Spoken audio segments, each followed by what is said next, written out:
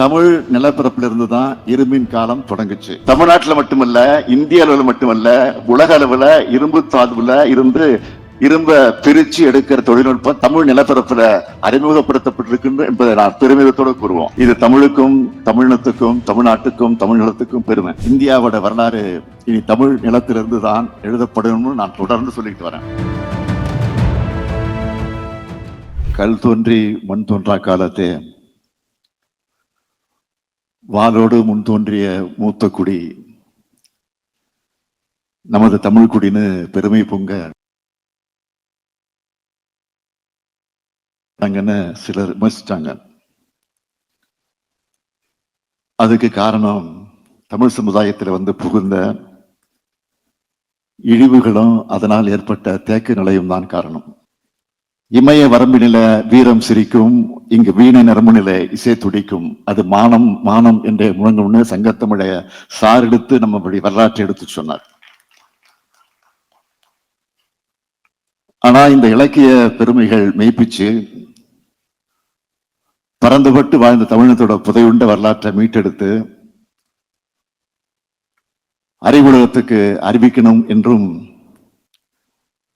வரலாற்று படிப்பினைகள் வழியா முன்னேற்றம் நிகழ்காலத்திலிருந்து மேலும் சிறப்பான எதிர்காலத்துக்கு தமிழர்கள் வழிநடத்தப்படணும் என்றும் நம்முடைய உழைப்பை செலுத்தி வரோம். அந்த உணர்வோடு தான் நாம் இங்கே கூடியிருக்கிறோம். ஐம்பெரும் விழாவா இந்த விழாவை நடத்திக்கிட்டு இருக்கோம். இரும்பின் தொன்மைய நாட்டுக்கு அறிவித்தல்,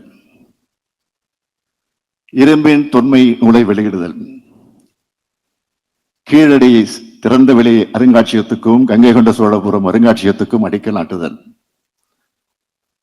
கீழடி இணையதளத்தை தொடங்கி வைத்தல், தமிழ் பண்பாட்டை உலகுக்கு சொல்லும் விழாவா இந்த விழா சிறப்பா நடந்துகிட்டு இருக்கு. இந்த விழாவின் மூலம் முக்கியமான அறிவிப்பு ஒண்ணு வெளியிட போறதா நேற்று சொல்லியிருந்தேன். பலரும் என்ன அறிவிப்புன்னு கேட்டுக்கிட்டே இருந்தாங்க. இந்த நிகழ்ச்சிக்கு வருகிற வரையிலும் கேட்டுக்கிட்டே இருந்தாங்க. தமிழர்களுடைய தொன்மையை உலகத்துக்கு சொல்ற ஒரு மாபெரும் ஆய்வு பிரகடனத்தை இப்போ நான் அறிவிக்க போகிறேன். இங்கே கூடியிருக்கிறவங்களும் நேரலையில இந்த விழாவை பார்க்கக்கூடியவங்களும் கவனமா கேளுங்க. தமிழ் நிலப்பரப்புல இருந்து தான் இரும்பின் காலம் தொடங்குச்சு. இந்திய நாட்டுக்கு மட்டுமல்ல, உலகுக்கே மறுபடியும் சொல்றேன், தமிழ் நிலப்பரப்பில் இருந்து தான் இரும்பின் காலம் தொடங்குச்சு என்ற மாபெரும் மானுடவியல் ஆய்வு பிரகடனத்தை இந்த நிகழ்ச்சியின் வாயிலாக அறிவிக்கிறேன். 5300 ஆண்டுகளுக்கு முன்னாடியே உருக்கு இரும்பு தொழில்நுட்பம் தமிழ் நிலத்துல அறிமுகமாயிடுச்சு. இப்போ தமிழ்நாட்டில் மேற்கொள்ளப்பட்ட அகழ்வாய்வுகள் மூலம் அண்மையில் கிடைக்கப்பெற்ற கால கணக்கீடுகள் இரும்பு அறிமுகமான காலத்தை கிமு 4000 ஆண்டின் முற்பகுதிக்கு கொண்டு சென்றிருக்கு. தென்னிந்தியாவில் குறிப்பா தமிழ்நாட்டில் 5300 ஆண்டுகளுக்கு முன்னாடி இரும்பு அறிமுகமாயிருக்கும்னு உறுதியா சொல்லலாம். இது ஆய்வு முடிவுகளாகவே நான் அறிவிக்கிறேன். தமிழ்நாடு அரசு தொல்லியல் துறையால மேற்கொள்ளப்பட்ட அகழ்வாய்வுகளில் சேகரிக்கப்பட்ட மாதிரிகள் உலகத்தோட தலை சிறந்த ஆய்வகங்களுக்கு அனுப்பி வைக்கப்பட்டுச்சு. பூனே நகர்ல இருக்க பீர்பா சஹானி தொல் அறிவியல் நிறுவனம், அகமதாபாத் நகர்ல இருக்கக்கூடிய இயற்பியல் ஆராய்ச்சி ஆய்வகம் ஆகிய தேசிய அளவில் புகழ்பெற்ற ஆய்வு நிறுவனங்களுக்கும் பன்னாட்டு அளவில் உயரிய நிறுவனமான அமெரிக்க நாட்டின் புளோரிடா மாநிலத்தில் இருக்க பீட்டா அலுவலகத்துக்கும்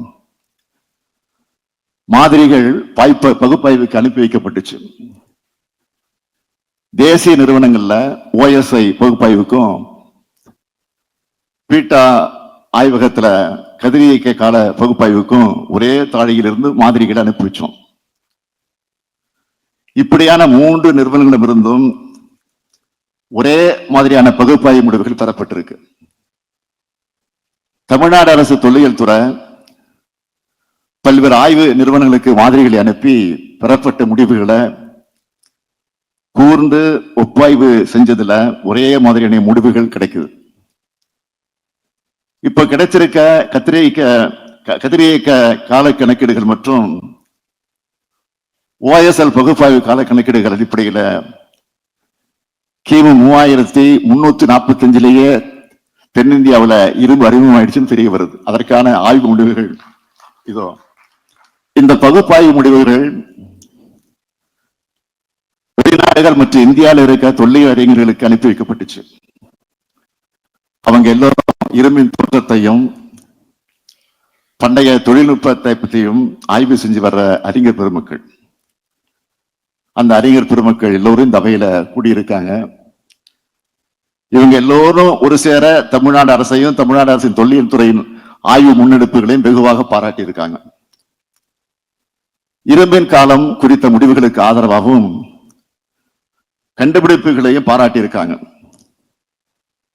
இது மாதிரி பகுப்பாய்வு முடிவுகள் ஆய்வாளர்களுக்கு புதிய உத்வேகத்தை அளிச்சிருக்கு. இவை எல்லாத்தையும் தொகுத்துதான் இரும்பின் தொன்மை என்ற நூல் வெளியிடப்பட்டிருக்கு.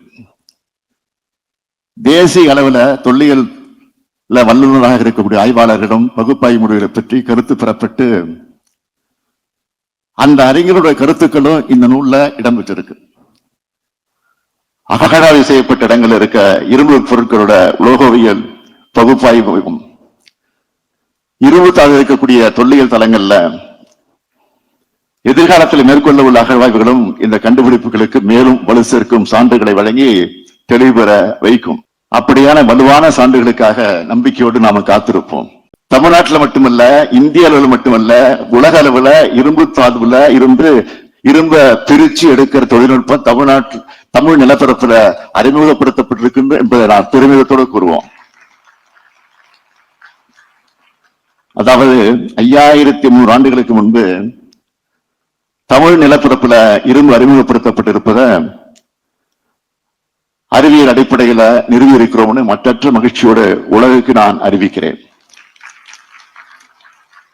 இது தமிழுக்கும் தமிழினத்துக்கும் தமிழ்நாட்டுக்கும் தமிழ்நிலத்துக்கும் பெருமை. உலக மானுட இனத்துக்கு தமிழினம் வழங்குகிற மாபெரும் கொடையின இதை நாம் கம்பீரமாக சொல்லலாம். தமிழ்த்தாயின் தலைமகனான பேரறிஞர் அண்ணாவின் பேர்ல அமைஞ்சிருக்கக்கூடிய இந்த அறிவு சுரங்கத்துல நடைபெறும் இந்த விழாவை வழியா நான் பெருமையோடு சொல்றேன். பேரறிஞர் அண்ணா அவர்களே, இதோ நமது உயர்வான தமிழ்நாட்டை பாருங்கள். அன்று கிண்டல் கேலி பேசியவர்கள் எல்லாம், நம்மை கற்பனவாதிகள் என்று குற்றம் சொன்னவர்கள் எல்லாம் வாயெடுத்து நிற்கிறார்கள் பாருங்கள். இலக்கியத்தில் இருப்பதெல்லாம் வரலாறு ஆகாதுன்னு சிறுமைப்படுத்தி பேசியவர்கள் எல்லாம் அறிவுபூர்வமாக நம்முடைய வரலாற்றை நிரூபணம் செய்வதை கண்டு திகைத்து நிற்கிறார்கள் பாருங்கள். இந்தியாவோட வரலாறு இனி தமிழ் நிலத்திலிருந்து தான் எழுதப்படும் நான் தொடர்ந்து சொல்லிட்டு வரேன். அதை மெய்ப்பிக்கிற ஆய்வுகளை தமிழ்நாடு தொல்லியல் துறை தொடர்ச்சியா செய்து வருது. இது போன்ற ஆய்வுகளை தொல்லியல் துறை தொடர்ந்து செய்யணும்னு துறையினுடைய அமைச்சர் மாண்புமிகு தங்கம் தென்னரசு அவர்களையும் துறையினுடைய ஆணையரையும் நான் கேட்டுக்கிறேன். தமிழ் நிலம் தமிழ்நாடு குறித்து நாம இதுவரை சொல்லி வந்ததெல்லாம் இலக்கிய புனைவுகள் அல்ல, அரசியலுக்காக சொன்னவை அல்ல, எல்லாம் வரலாற்று ஆதாரங்கள். உலக அறிஞர்களால் ஏற்றுக்கொள்ளப்பட்டவைன்னு மெய்ப்பிக்க வேண்டிய கடமையை நம்ம திராவிட மாடல் அரசு எடுத்துக்கொண்டுள்ளது என்று ஏற்றுக்கொண்டுள்ளது. நாம வாழுற காலத்துல, நான் ஆளும் காலத்துல நடைபெறுவது என் வாழ்நாளில் கிடைச்சிருக்கக்கூடிய பெருமை. பெருமையிலும் பெருமை, பெருதற்குரிய பெருமை. இந்த பெருமையை நம்முடைய குழந்தைகளிடம் நாம் எடுத்து சொல்லணும். இப்படிப்பட்ட பெருமைமிக்க தமிழ் சமூகம் உலகுக்கே வழிகாட்டும் அறிவார்ந்த சமூகமாக வளரணும்னு எதிர்காலத்துக்கான திசையை காட்டணும். பழம்பெருமையை பேசுவது என்பது புது சாதனைகள் படைக்க ஊக்கமாக அமையணும் என்பதை மாத்திரம் இந்த நேரத்தில் எடுத்து சொல்லி விடைபெறுகிறேன். நன்றி, வணக்கம்.